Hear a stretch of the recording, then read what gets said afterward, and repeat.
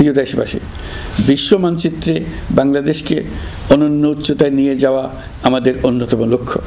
এই লক্ষ্যে আমরা আসিয়ানের সদস্য হিসেবে যোগদান করার বিষয়ে আগ্রহের কথা জানিয়েছি। এই বছরের শুরু থেকেই মালয়েশিয়া আসিয়ানের চেয়ারম্যানের দায়িত্ব গ্রহণ করেছে। মালয়েশিয়ার মাননীয় প্রধানমন্ত্রী আনোয়ার ইব্রাহিমের সঙ্গে এই বিষয়ে কথা হয়েছে। তিনি আমাদের আবেদনের প্রতি সমর্থন জানিয়েছেন, আমাকে মালয়েশিয়া সফরের আমন্ত্রণ জানিয়েছেন। আমি এই আমন্ত্রণ গ্রহণ করেছি। মালয়েশিয়া রোহিঙ্গা সমস্যা সমাধানের জন্য জাতিসংঘের সম্মেলন আয়োজনের দায়িত্ব নিয়েছে। আমাদের দেশ থেকে শ্রমিক নিয়ে যাবার ব্যাপারে যে সমস্ত সমস্যার সৃষ্টি হয়েছিল সবগুলো সমাধানের জন্য আন্তরিকভাবে তারা কাজ করছে। আগামীকাল 4 দিনের সফরে আমি চীন যাচ্ছি। প্রেসিডেন্ট শি জিনপিংয়ের সঙ্গে আমার বৈঠক হবে।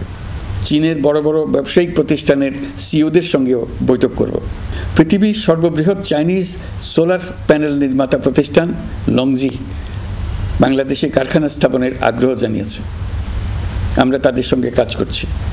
এছাড়া প্রযুক্তিগত সহায়তা, মেডিকেল সহায়তা, স্বল্প মূল্যে চিকিৎসা সহ অন্যান্য বিষয়ে আলোচনা হবে। তারা আমাদের দেশ থেকে আম, কাঁঠাল ও পেয়ারা আমদানি করতে চায়। এটা খুব দ্রুতই শুরু হবে।